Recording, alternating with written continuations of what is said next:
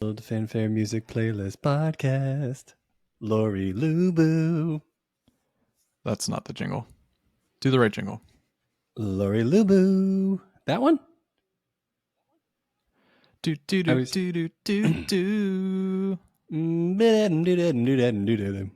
That one? I was thinking about it all day, honestly, because I knew we were going to come up and talk about this. And I'm still clueless as to the one you're talking about. So we'll have to figure that one out eventually. Yeah. By the way, had my something great on my mustache. face. Yeah, there's something up with your face. What is going on with that? That's why I had my camera covered before I hit record, because I wanted to get your authentic reaction, but you just kind of brushed it off. No, and it is actually making the gap between your two front teeth more accentuated. And yeah, you need to see a dentist. Wow. Michael Strahan over here. Yeah, that's impressive. Yeah. So one of my friends was in a motorcycle accident. So this mustache is in solidarity with him until he's out of the hospital. So suck it, Devin. Okay, I can respect that. So cheers. Cheers, by the way. This is a big cheers because FanFare officially is in the App Store. What is that? Kentucky Pumpkin Barrel Ale. Delicious. Have you ever had any of the Kentucky Space Barrel products? No, I have not. And I feel like you're celebrating pumpkin spice latte season by having a pumpkin barrel ale over there. I know it's not very fall-like in Pensacola right now. I'm sure it's pretty hot, but hey, good for you for trying. Everything is always planned, Devin. Yes, you're spot on. Welcome to fall. Episode 2 of FanFare. Our theme today is fall. We are in fall.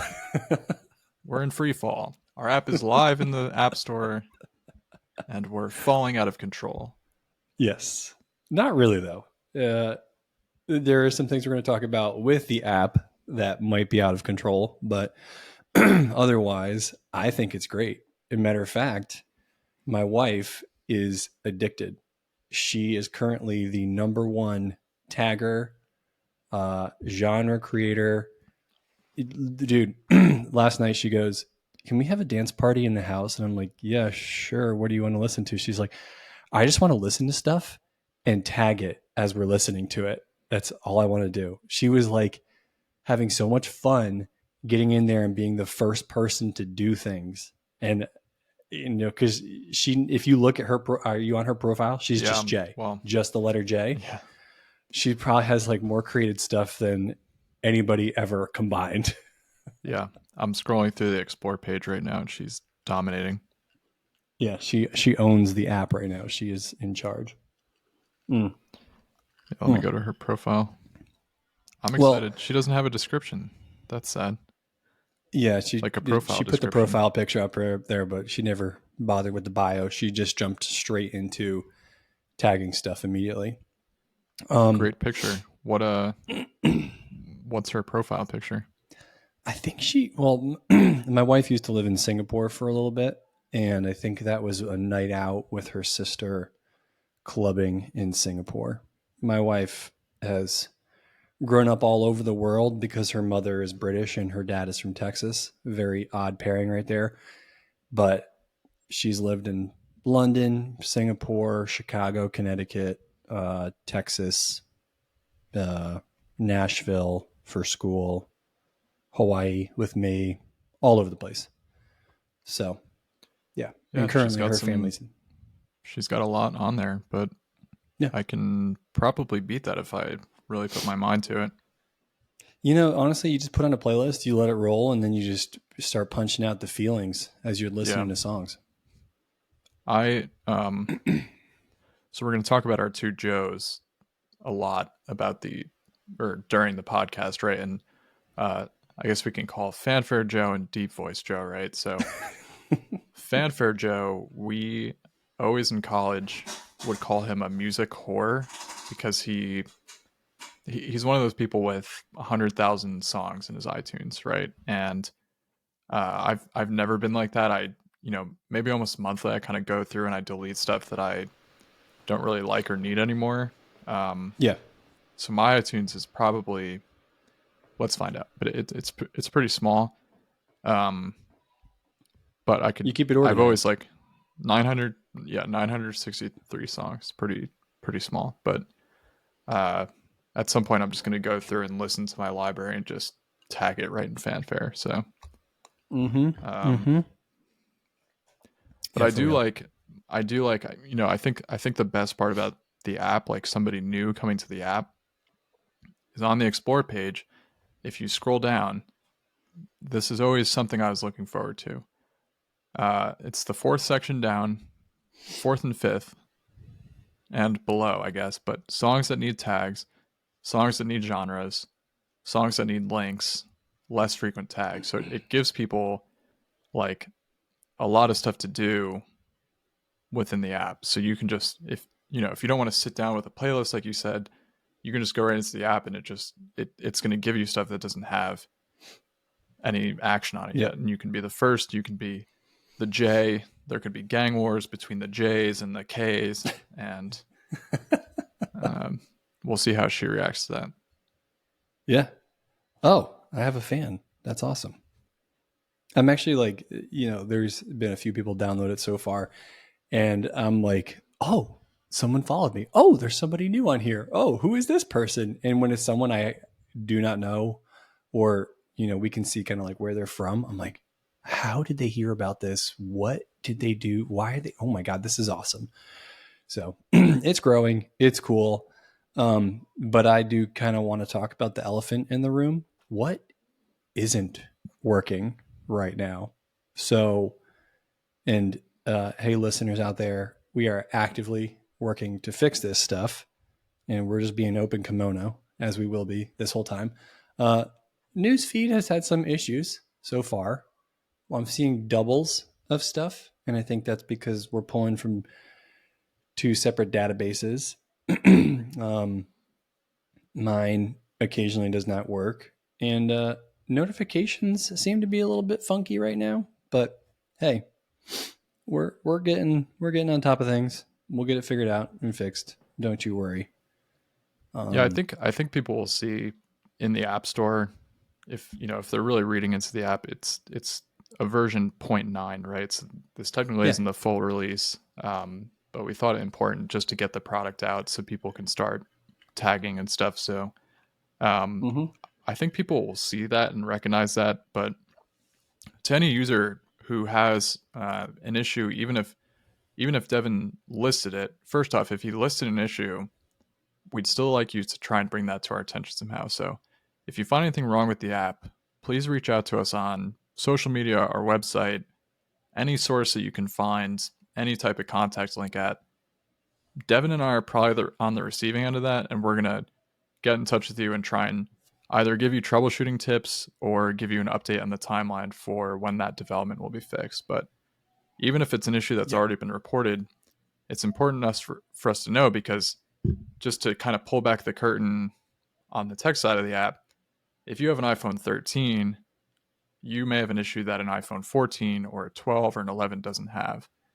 Um, mm-hmm. so any of that information is super helpful to us, and that's honestly at the top of our priority list right now. Most of the stuff that I'm doing in the background for FanFare is completely support for launch at this point. So 99% of my time is committed to that. 1% to this podcast. How are we doing? Yeah. And there are, after I've been playing with it, and Jacqueline has, my wife, has given me like a ton of feedback too. We got an ongoing note of things that we wanted to add to it.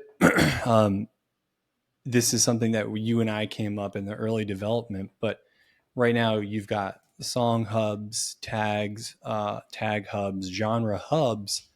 The one big thing that was lacking that we've kind of experienced recently is artist hubs. And just folks out there, if you don't really know what the hubs are, this is the main page that kind of helps you search for stuff and compiles everything together. So if you type in the tag, let's say like 2000s in the club, it's going to pull up all the songs that are on that tag. And so what we're going to do next, one of the big developments that's coming down the line, is an artist hub. So you type in that artist name and it's going to have their whole catalog on there to help you find the songs faster, to help you get tagging them faster.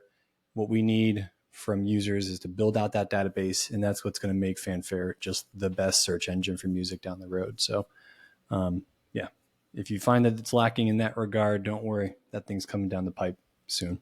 So, yeah. I guess this would be a good segue. I'm curious, and we could go whichever direction you want. I'm curious to find out, now that the app is live, maybe we could either scroll through your feed and you could just tell us some things that are popping up, or you could just tell us about the things that you've done since the app has come out. Because I know that in my feed, I've seen that you've done a lot of tags, and you can even talk about how you were kind of waiting until release. Like you had long time planned to kind of put your mark on stuff. So whichever one of those angles you want to take, I'm happy to hear. I wanted to create I wanted to be the creator of a few genres that I know are out there, and they're, not so much mainstream, but probably right below whatever that is. I was a big listener of like conscious rap back in the day with like the Roots and Common. I thought that they had like created a new rap genre called conscious rap, which was more like thought provoking and storytelling. Maybe Tupac was kind of like the inventor of it, but then I wanted that tag to be associated with me, that genre to be associated with me. So I went out there and I tagged a Common song and a Roots song with that genre. So I was really excited about that. When I was living out in Hawaii, I thought that Hawaiian reggae was its own thing. It's completely different. So I immediately jumped out there and started tagging songs with Hawaiian reggae from J-Bug, Common Kings, and The Green, a couple of those different bands that are phenomenal Hawaiian reggae bands. And then a couple of different EDM songs out there I wanted to link together, that some really good like remixes that have a lot in common with one another. So that's what I wanted to make my mark on. And I'm a big lover of funk, so I wanted to be the guy that created the funk genre. And I know you had some genres that you really wanted to create. What were yours? Before we get to that, I just wanted to kind of build on some of the stuff you said. So it's interesting because when I saw you tag that genre conscious rap, I'd never heard that phrase. But something that I'm looking forward to is that on any of the songs, like the Common songs or whatever you tagged on there, you talked a little bit about song hubs before, and that's where everything kind of branches out of, right? So what I'm curious to see is maybe you just start a conversation with other users, because you asked like who started the genre. So you can put that in, right? Bingo. And people can have that discussion. And that's something that I'm excited about, is you and I can talk about that in the app, but at some point there are users out there who we don't know, and they're going to provide some interesting insight on that. And that's going to be a very unique space to be able to do that. So I'm looking forward to that. And yeah, it's interesting because when you tagged it, I was like, I have no idea what this is. But when you talked about it, I was like, I know what that is. Because I used to kind of really like Mos Def. And he definitely has a lot of overlap. Like some of his best songs actually feature Common or vice versa. Yeah. And I was like, oh, so now I know what that is, right? Or yeah, I can at least associate it. So, but the cool thing about the app too is if you don't necessarily agree with that, and you're like, this is not necessarily conscious rap, this is actually that, then you can add that genre to the same song, and it won't affect anything. Everything will live in harmony, and that discussion can kind of live in the comments section, and people will be able to really find exactly what they're looking for. Yeah. You know what? If you tag something poorly, there's going to be no likes on it. It's going to fall to the bottom, and the best stuff is going to rise to the top. That's, there's a whole voting system built into this thing. So it'll sort Devin itself and out. I, when we were designing the app, you'll see that just about everything on the app has the ability to be liked, and the rankings are generally based on likes. We when we were discussing this liking system, we talked about maybe something with the Reddit based system where you have, disliking, downvoting, whatever you want to call it. We decided not to do that because there's definitely going to be a lot of different opinions and takes on music, and we don't want to wash anybody out. But it will be clear what people agree with most, and so that'll be kind of the more mainstream opinion, but you'll still be able to take the avenues to the less mainstream opinions to find what you're looking for. I'd also like to address, so we're talking about the Song Hub, how everything's kind of based out in there.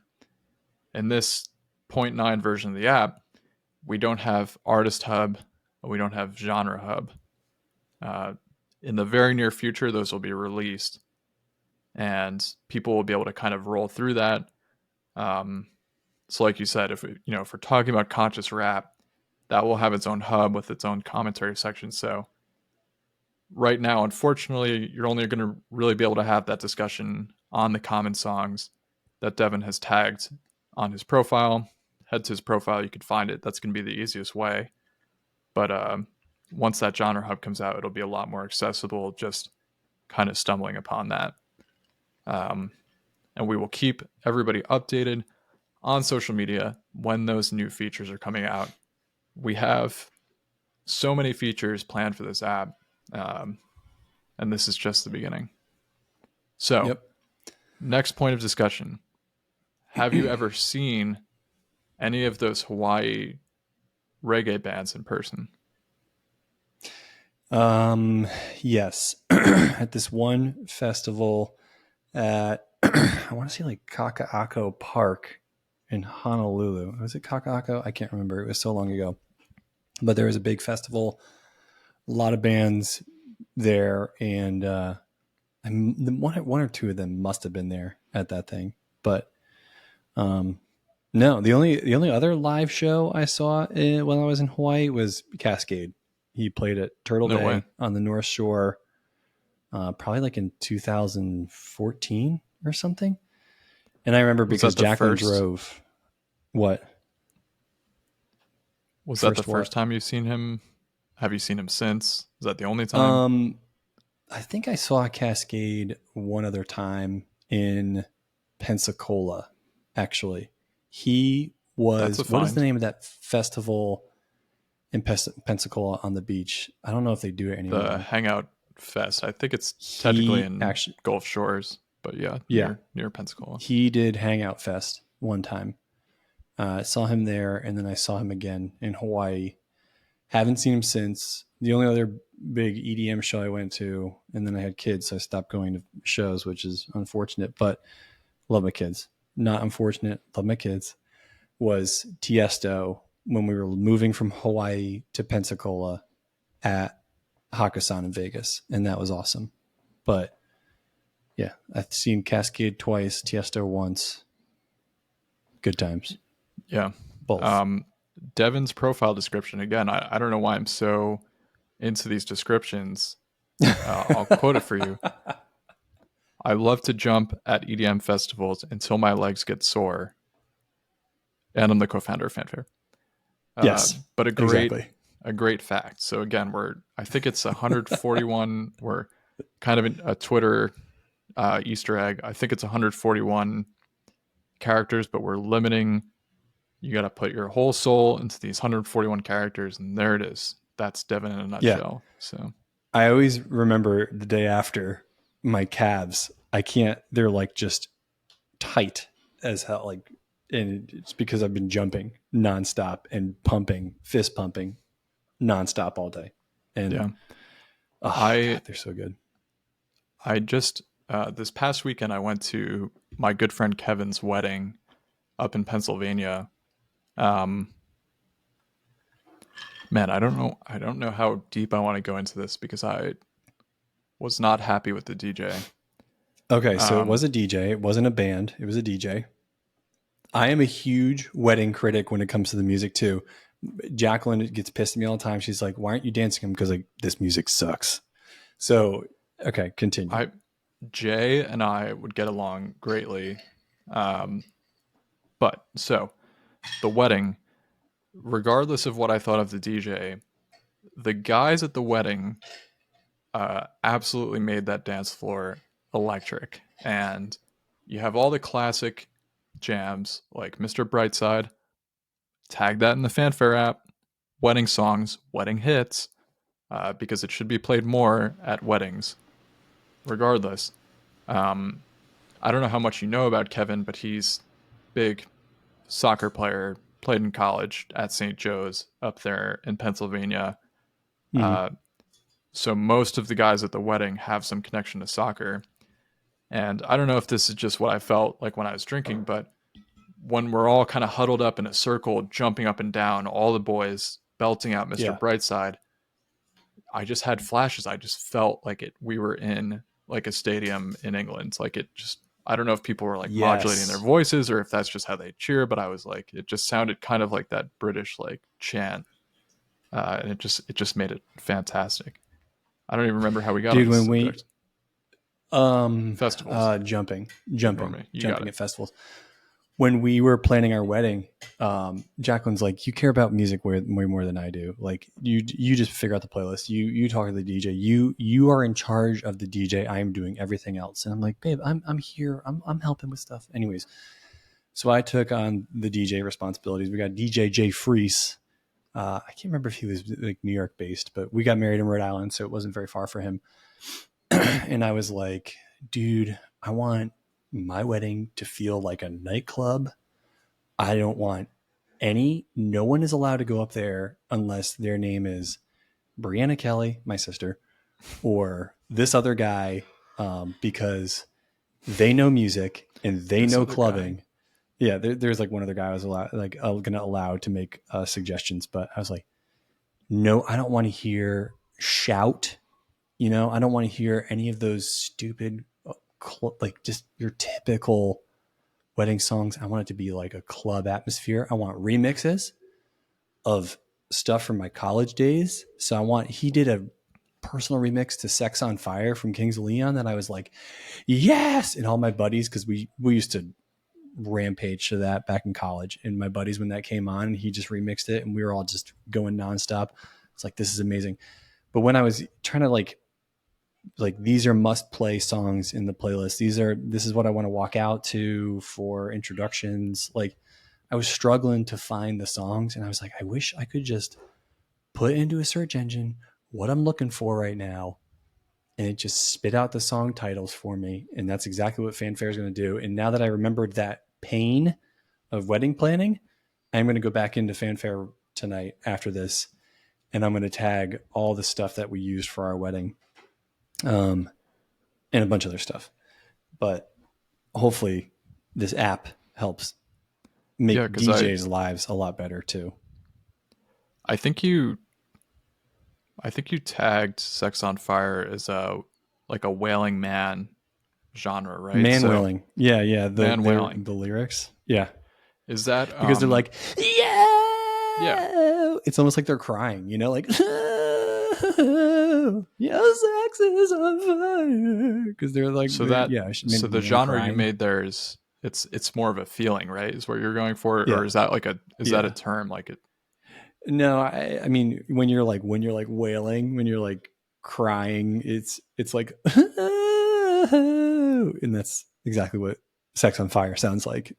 So it hurts. And there's other bands out there, and they're kind of in like the rock genre of man wailing, and sorry, rock lead singers, but I do think you guys are kind of bitching a little bit when you're singing your lyrics. But the Sex on Fire, Kings of Leon are notorious for it. The other bands I'm thinking of off the top of my head are not coming to me right now, but when I do remember them tomorrow, I will tag them in there. Yeah. I can't wait to get one of these guys to guest star on the show and just like be like, hey, Devin, you little bitch. You remember back in episode 2? Well, we looked back at that and we're going to be on like episode like 800 and we're going to be like, oh my God, he went all the way back to episode 2. We didn't think anybody would listen to that episode. Kind of what you sound like. So sorry. And it's got 50,000 likes on it, so it's probably pretty accurate. Yeah. Man wailing. Yeah. But anyways. Does he challenge you to like a Jimmy Fallon like sing off contest at that point? Like how is this settled? Like how do you escape out of it? I think it would have to be like a karaoke competition where he and I go head to head at a dive bar back at like Smith's Union, and whoever comes out on top with the loudest decibel meter or whatever, they're the winner. We're going to pick a song, we're going to belt it out, and we're going to see who wins. If you haven't listened to episode 1, you can hear some of Devin's favorite karaoke hits and some of his favorite karaoke bars in Hawaii. So head out to episode 1 now. Episode 1. Yeah. Yeah. This is a good time to say, for anybody interested, all of our podcasts are now available on Spotify, YouTube, and Apple Podcasts. So if you're a subscriber to one of those 3 services, check us out. Just search Untitled FanFare Music Podcast and see more of us live with video and sometimes music. Throw in the jingle, Devin. Fanfare. Real original title, by the way, Lawrence.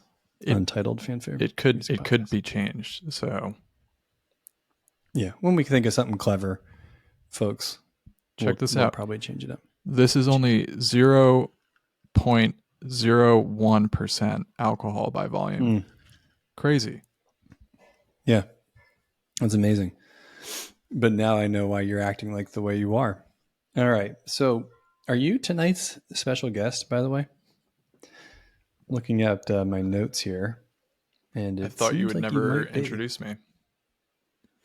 Well, Lawrence, yeah. Ladies and gentlemen, fellow listeners out there, ladies and bitches, Lawrence Bovich, a.k.a. Bovici, on the mic tonight. He's our special guest. Lawrence, do you want to give me a brief intro of yourself? Why are you going to be on the show tonight? Why are we talking to you tonight?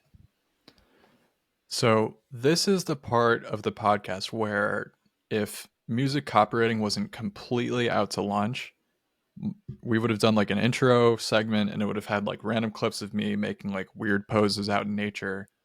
But my walk-up song, kind of like they use in baseball, would be Miami to Ibiza by Swedish House Mafia. So I think we need to address with every guest that we get on here what their walkout song is. But we have to be careful because if we talk about walkout songs, that kind of channels people into one direction, right? That's, you're about to go up at bat, it's bases loaded, bottom of the 8th, scores tied, what's your walkout song, right? We don't want to channel people into that. We just like, hey, real quick, what's your song? Maybe we don't let the guests know. Maybe we don't give them that time to pick in advance. We just say, hey, what's your song? What is it? Yeah. But that's mine. Obviously, Nice. I had time to think about this. I'm not sure if that answer would have changed. But if you're listening to us 28 minutes into this podcast, you're like, why do I have to listen to this monotone, boring voice? Why is this the guest? This isn't what I signed up for. This isn't what I didn't pay anything for because this podcast is free. Well, here's your answer. If you know anybody with either a great music story, connection to music, or currently works in the industry, please send them our way and we'll have them be a guest on our podcast. We have a lot of great recurring gigs. We're way better than Bobbi Althoff, whatever her podcast is. And I'm just as monotone as she is. So you get me doing the monotone stuff and you get Devin, who's better looking, funnier, and more animated. Why would you listen to her podcast? Scholars maintain that all of the previous aforementioned comments are accurate.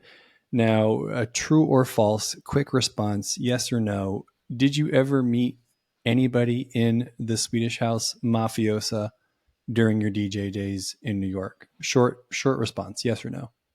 Unfortunately not. Oh, bummer. Okay. I need to remind folks here that you were a DJ for a long time in New York and other places, and you have done lots of different venues and things, but whatever. I want to know, what is your favorite genre of music? And I think I know the answer. Yeah, I mean that's the downside to me as part of fanfare and part of this podcast is I'm pretty one dimensional, Mm-hmm. and I think this is as good a time as ever to roll into it. But back in 2008, I got introduced to dance music, and I haven't looked back since. Okay. The paper answer. Who introduced you to EDM, basically dance music? Who? Unfortunately, I don't remember at this point, but I know. So I think my strong connection to music starts with I used to commute to school, so I Yeah. took a train, probably about an hour door to door to Jersey City, New Jersey, um, and I passed the time listening to music, right? So it was very important for me always, and that's back in the day when you literally had to plug your iPod into the computer and you have to download and sync everything. Um, I think music became important for me there just to help out with that commute as a wild, uh, wild testosterone ridden young boy with no attention span, right? So um, I don't unfortunately remember how I found it, but Elements of Life, Tiesto, was probably that song, which is kind of a crazy. It's crazy that that would be the stepping stone, because that is a very specific trance song. If you're listening to this podcast and you know the name Tiesto, I would be willing to bet that you don't associate him with trance music unless you were listening Yeah. to Wait, him since hasn't day one. he's recently, because I listen to his Club Life episode every week, and he does the first, he says the first 45 minutes, but it's usually like half an hour, and then he switches over to trance for the second half hour. What's his new, maybe it's not that new, but what's his new name? It's like West. He's Ver got like West, a Ver West. That's it. that's And his that's his last trance. name. I'm probably Yeah, butchering the pronunciation of that, but probably. Yeah, I don't speak. Is that's it his Dutch? last Is name. he? Yeah. Yeah, yeah. So that's his new like trance artist name. But I mean, the reason I asked you is because remember all my Jersey bashing in our last episode. Well, my best friend's from Jersey, and he introduced me to EDM back in college, and I was like, okay, this is actually pretty good stuff, and I really do love this. So I was just curious where your infatuation came Yeah. from. But I mean, before we bore any listeners talking about dance music if they're not into it, here's my pitch for dance music. So people are always shocked if I'm driving to work at 4:30, 5:30 in the morning, I am listening to a dance music song on volume 20 or higher at that early in the morning. me too. People always comment, they're like, you're so even keel, you're so monotone. It's like, yeah, because like deep inside of my core, somewhere my heart is at the last dance floor that I left off at. So my soul is like 20 steps behind my body. And that's the only way I can get back to it is with the music. I Yep. have a serious belief in music's ability to improve mental health, and I think that generally my positivity and my low level of stress is directly committed to the fact that I listen to music that's upbeat, high energy, um, and frankly without whining, which we kind of addressed earlier in this episode, right? So you Yep. don't often get a dance music song that is somebody complaining and stuff like that. And Yeah. I'm all for it. And like I said, I haven't looked back since 2008. So Dude, I can honestly say that and I apologize to the country music fans out there, but I hate country music. Absolutely hate it. There's been a couple of crossover country poppy songs that are okay, but in general, I hate country music. But what do I think? I know folks that love country music and it's the same thing with like EDM. So with when you're listening to dance, you're all dancing together, you're all jumping at the same time, everybody's fist pumping at the same time, you're waiting, everybody's always waiting for that bass to drop or that like beat to drop at that one point. With country, it's usually like very like sing along, like this like those that chorus that everybody wants to sing because it's those catchy lyrics that those guys have. And I'm just thinking about that like song "Rich Men North of Richmond" song is the latest and greatest one or whatever, and that's what gets all the country fans together. They just want to sing those lyrics together, and that's the whole point of music, man. Is just like bring folks together and get those shared connections, which is going to be laid out in full on the FanFare app. You can see exactly what people are thinking of the music. You can talk about the music together, and that, yeah. Anyways, I don't like country, but I can see why people like country. I love EDM, and I can see why you love EDM for the same reason I do. All right, so I am curious. I've always been curious because I've always wanted to do it, but you were a DJ for a really long time. And what was the best part of that? Were you like trying to read the crowd? Were you trying to, I don't know, like just lay out a story with your music, or did you have like a game plan, a strategy for each session? Obviously it's venue dependent. You're not going to do the same stuff for a wedding as you would for a nightclub, but what was like the best part of that?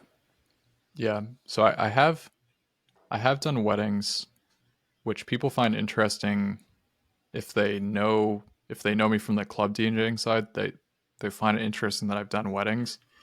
Um, and then like when I give out my business cards at weddings, people are always shocked because they'll be like, "Oh, what's your availability?" And I'll be like, "I I generally do clubs and bars." And they're always like, "But you're a wedding DJ." They don't kind of connect the two, which we could have a whole episode talking about that, just how like my opinion about how these you have DJs who charge up to like $10,000 in the Northeast to DJ a wedding, and they don't even have a mixer.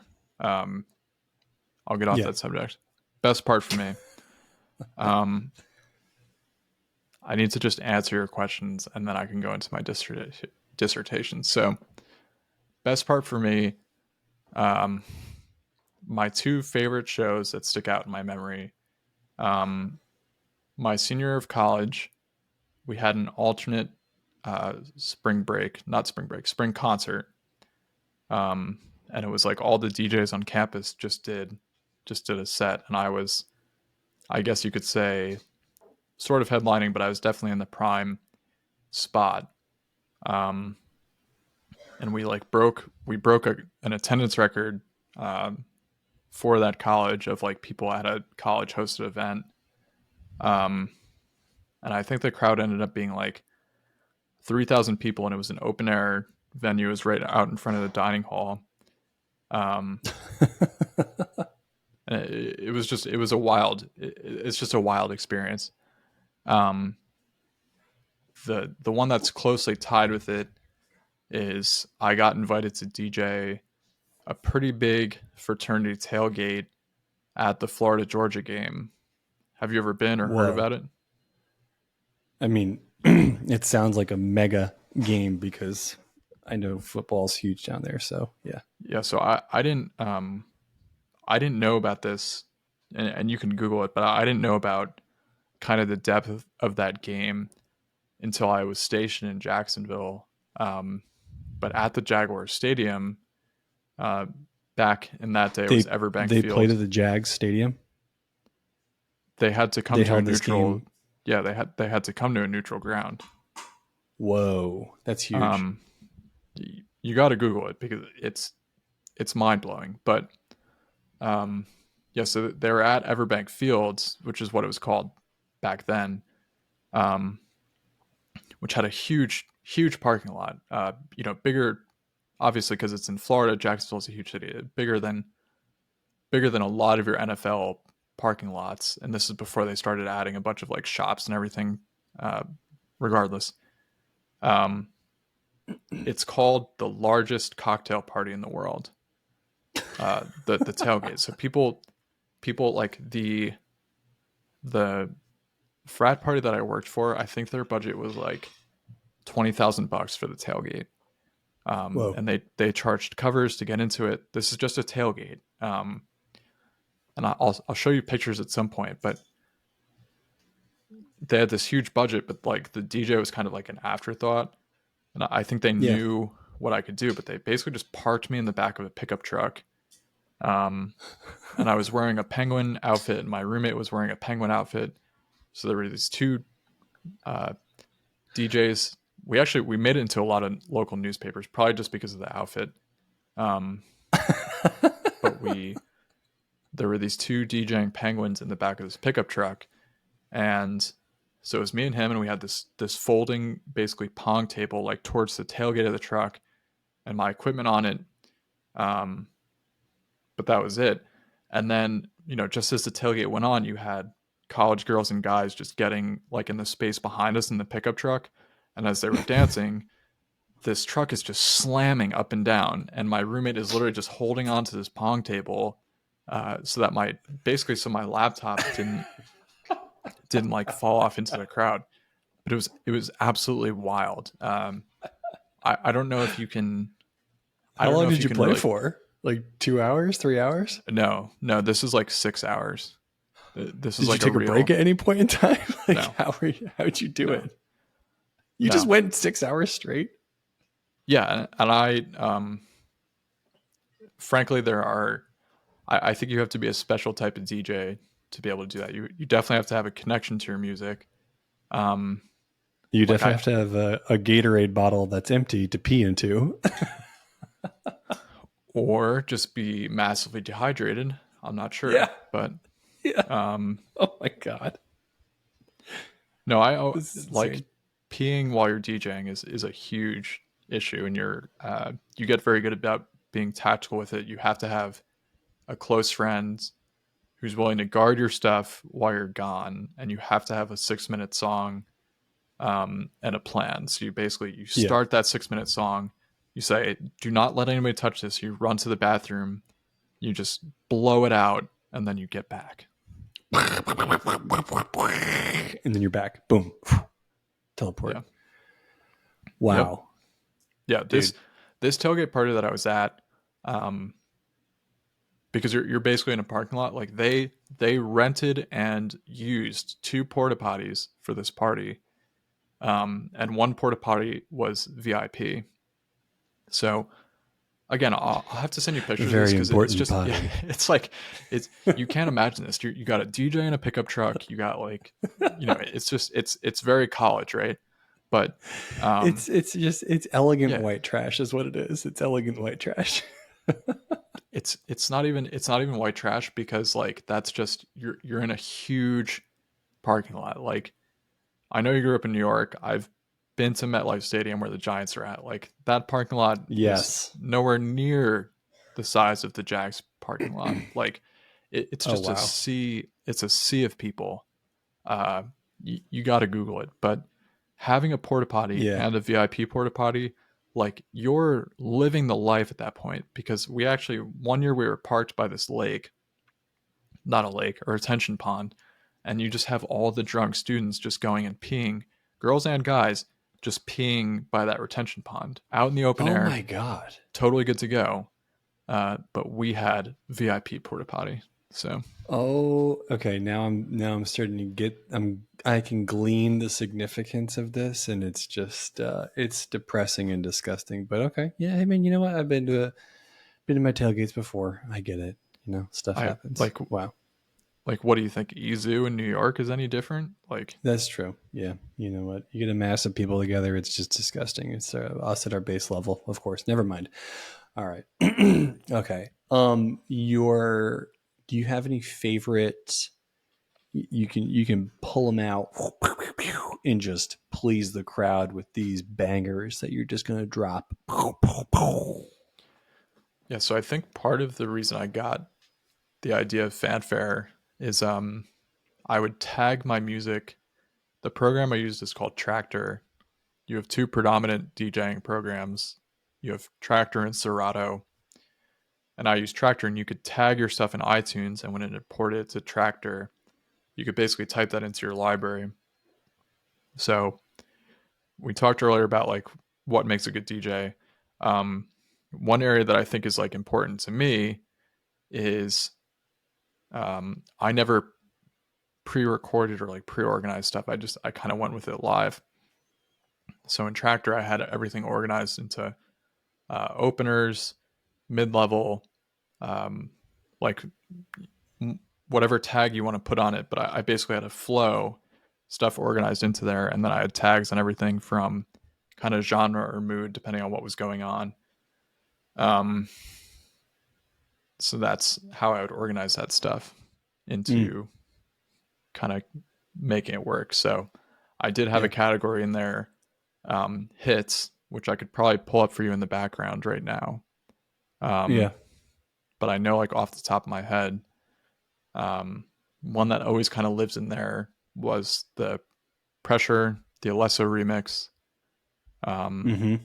Is like always going to be in there, stuff like that. So, Dude, here's a random question. I'm going to go a little bit off topic from music and stuff because I think people listening to this are also folks that are just interested in how did a helicopter pilot become a guy to make an app.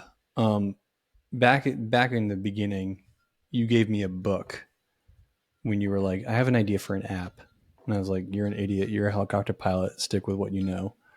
Do you remember what was the name of that book? How to build a billion billion dollar dollar app. app rap, right? What what possessed you to say, you know, I'm going to get a couple investors together and I'm just going to make an app. Like, and then not only that, but like, what has been the hardest part to wrap your head around? Because this is a completely different beast from what you and I know. What's like the hardest thing you've had to learn in like figure out in this whole process? So I don't think when you say I'm a helicopter pilot going to music, like I think that's just because that's when you met me. I think if you had met me earlier, kind of like I said, when I fell in love with dance music, and we've been talking about DJing, I think the truth is that I'm actually a DJ that became a helicopter pilot. So the Right. more weird Did thing, you? I can't remember if you joined immediately after college or a little bit later. Wasn't it a little bit later? I was ROTC, Yeah. um, Okay. Never mind and then. what it kind of comes down to is uh, my parents gave me the classic advice like you need to have something that's going to pay the bills, and Right. music, if you look at it on paper with anybody, you know, if you have a kid who's like, I'm going to get into music, you're going to be like, well, you might want to have a backup. um, Yeah. we're going to have guests on this show, contacts of mine, and I'm not going to spoil anything right now, who stuck with it and are still in the industry and are very big in the industry. And to this day, I still think about that, and I'm like, I could have been there. I'm very happy with where I am now, but again, I'm very much a musician who became a pilot, and now I'm falling back to my love, which is music.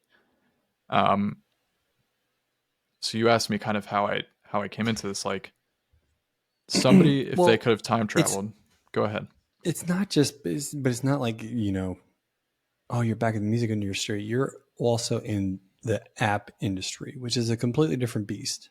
And so, like, has that been daunting for you? Has it been like overwhelming? Like, okay, yeah, this app is music based, but like also, wow, holy crap, like it's very tech heavy. It's a completely different world. Yeah, I mean, my three of the three things that stress me out on every given day, it's definitely this company is definitely up there. Maybe because I'm the founder, that's just natural to it. Um, but yeah, it's daunting, but it's equally as fascinating. What I love about this industry, and what I've loved about FanFare, is I get to put. There's always a different hat you can wear. You've seen me wear the design hat. You've seen me work on the development hat. Um, you see me trying my best to work on my social media hat, which I hate. Uh, but Yeah. it's always something. It's always something every day. And at the end of the day, that's all good because I get to go back to the music, and I go back to the community for music, which has always been something that's hugely motivated me. Right. So I um I used to have, like, when I had birthday parties in high school and I had people to my house, I, whether this is weird or not, but it's significant. I would burn a CD with all. I would actually burn multiple CDs. I would have one for the hits. I would have one for stuff that, like, what I want to play, which is more probably dance music stuff. But every one of those burnt CDs had like a title and a color. So that, like, back in the day in high school when you had that 6 CD music changer, you could load in those 6 CDs for that party and be like, you know, um, and they were always like rainbow. They kind of went in the order of the rainbow. So CD1, the red disc, like we're gonna start the party with that. And so organizing music, sharing music has always been something that's hugely driven me. Um, so you ask about what drove me. I've had the idea for this app for way too long, and I sat on it for way too long. So it still hasn't really hit me here, September 2nd, 2023, that the app is on the App Store. Um, it I don't even know what to think. Every time I'm like, oh my God, it's real. People other than you and I can download it and play with it, because you and I have been the primary testers of it for the last year. Every time a new build came out, we were the only guys to touch it. And now anybody that wants to can mess with it, manipulate it, use it. I'm like, this is insane. It's mind blowing. But anyways, continue. yeah. I mean, great point. I would be remiss here.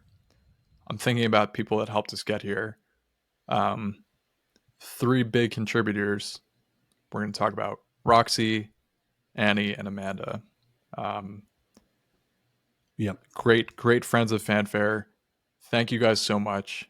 Can't wait to kind of share some of these moments as this app is being released.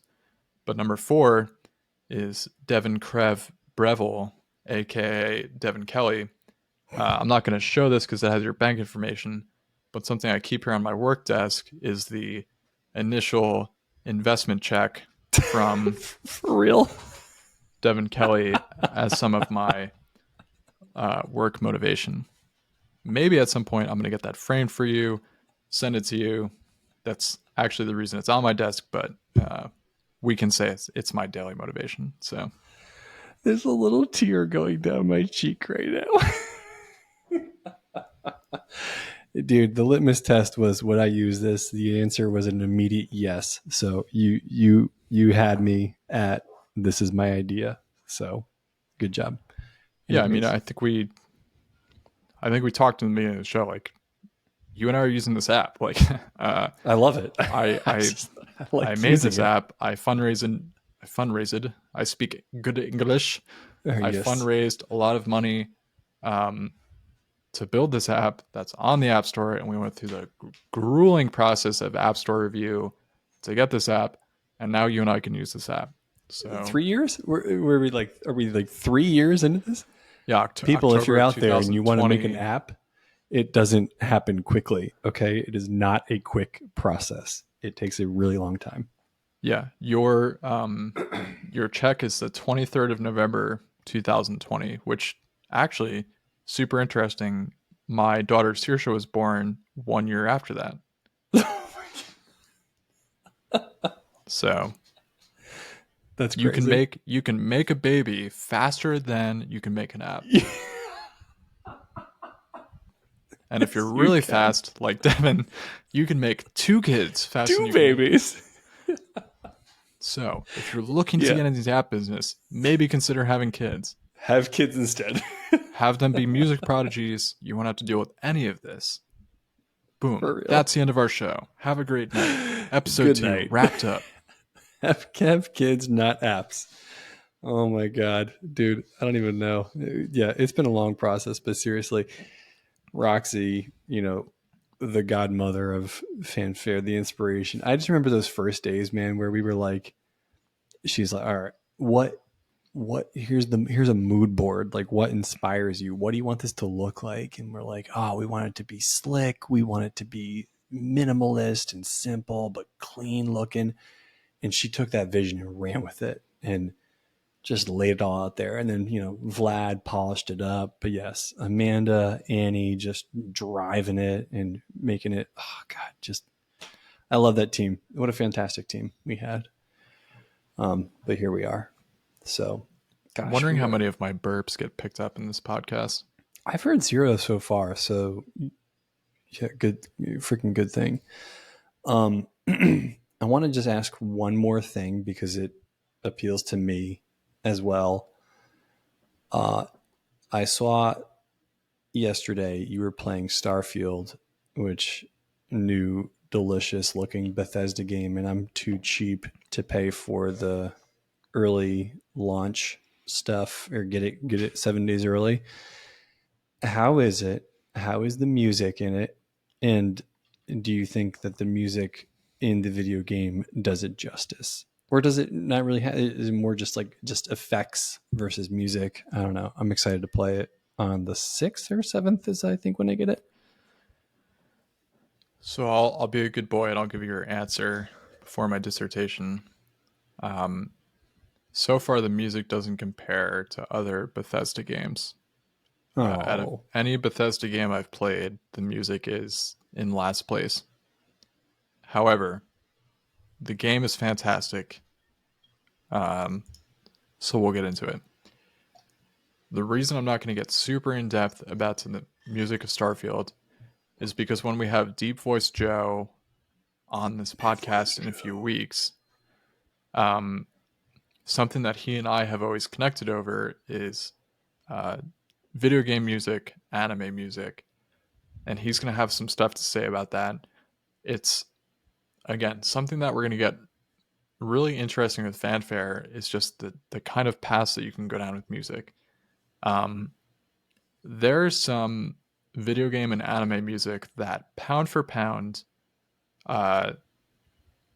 if you just take it at base level, will get you pumped up. And that's, there's definitely some beautiful tunes, whatever, but there are some pump up songs in either of those episodes. And there's nobody better to speak to that than Deep Voice Joe. Yep. And dude, I'm just thinking off the top of my head, like N64, Goldeneye, doom doom doom doom doom doom doom, which is like, hilarious God, because chilling. you've seen all those TikTok and Instagram videos Exactly. because they're referencing that, catchy, and they're completely spot on. Like that music, it's hard to tell if that's because what we grew up with that just hits us so hard, that tune. Yeah. But yeah, there's some modern stuff, kind of some hidden gems in both of those that we're going to talk about. We need to do a full video game music episode and just talk about that stuff. And oh man, we go way back. On boring flights at work, one of the subjects that I always bring up is walkout songs, and we always we talked about that earlier in the episode. Walkout songs, I told you my number one go-to is always going to be Miami to Ibiza.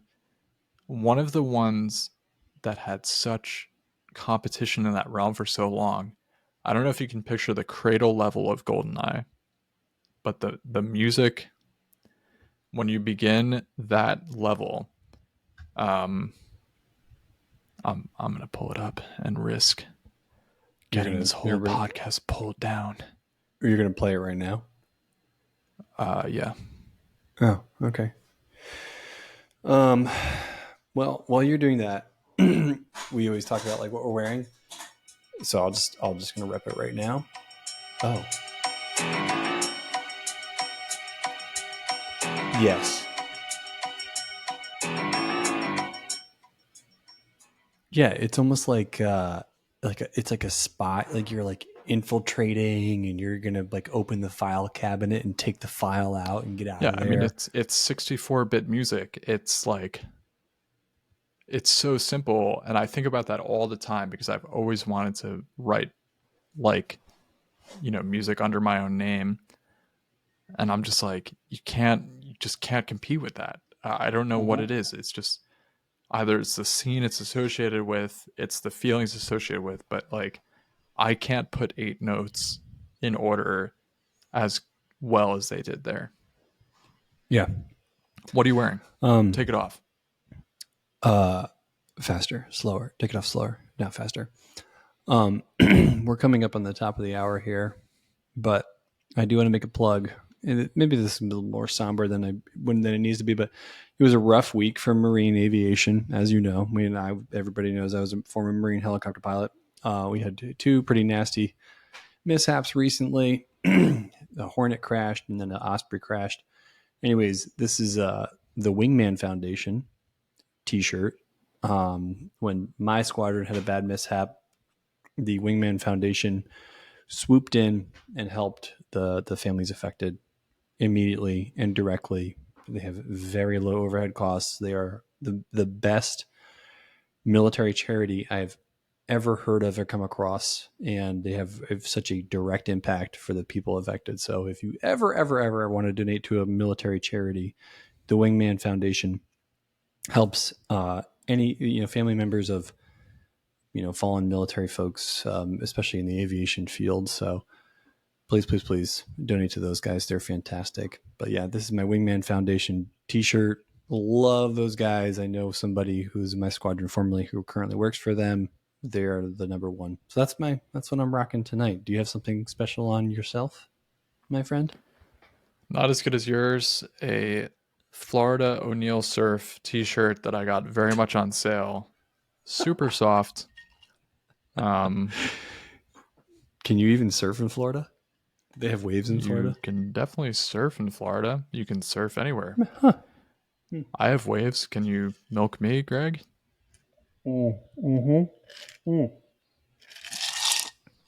Sorry, you were talking to me on my last sip there. Yeah. Anyways, no, you can absolutely surf here. And actually, idiots, Jacksonville has basically the same waves as New Jersey. So I've surfed both here and in Jacksonville. So you who have never surfed in Hawaii, why don't you go drown in a 50-foot No, wave? I did, but I suck. I'm a good swimmer, Lawrence. I'm pretty much drown proof unless I'm exhausted. So knock on wood, that doesn't happen. But anyways, I just suck at surfing. Okay. Yeah. I'll teach you. That. Don't worry about it. The water's cold and I get cold fast. So I'll just sit on the beach and get burnt. Me? Yeah. Me. No, I get burnt and I get cold in the water. So I'm not going to go in. I don't. But anyways. Yeah. Well. So we're going to cut it off here. Episode 2 of the FanFare podcast. Thank you for joining us. If you're still with us at this point, here's what we need from you. If you know anybody in the music industry, please have them reach out to us on social media so we can add them to a more interesting guest to this podcast. There may or may not be a cash prize for anybody who gives us a great connection to a music guest. And for that guest, obviously. True. So, Devin, why don't you sign us off with the FanFare jingle, which you still don't know what it is? Nope, still don't know, but I'm going to give it a shot.